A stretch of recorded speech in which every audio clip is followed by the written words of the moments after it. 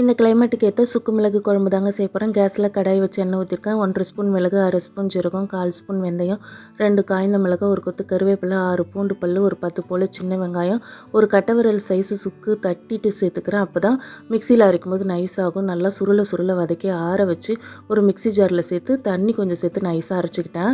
ஒரு பேன் வச்சு நல்லெண்ணெய் ஊற்றிருக்கேன். கடுகு, உளுந்தம்பருப்பு, வெந்தயம், பெருங்காயம் சேர்த்துக்கிறேன். ஒரு கைப்பிடி அளவு வெங்காயம் பூண்டு சேர்த்துட்டு நல்லா வதக்கிக்கலாம். கருவேப்பிலையும் கொஞ்சம் சேர்த்துக்கலாம்.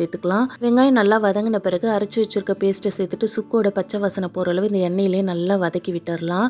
இப்போது நல்லா வதங்கின பிறகு மசாலா சேர்த்துக்கலாம். ஒரு சிட்டிகை மஞ்சள் பொடி, வீட்டில் அரைச்ச குழம்பு மிளகாத்தூள், காரத்துக்கு தகுந்த மாதிரி சேர்த்துட்டு நல்லா கலந்து விட்டுட்டு ஒரு லெமன் சைஸ் புளி ஊற வச்சு கரைச்சி வச்சுருக்கேன். அந்த புளி தண்ணி அந்த ஜார்லேயே கொஞ்சம் தண்ணி சேர்த்து ஊற்றிக்கிட்டேன்.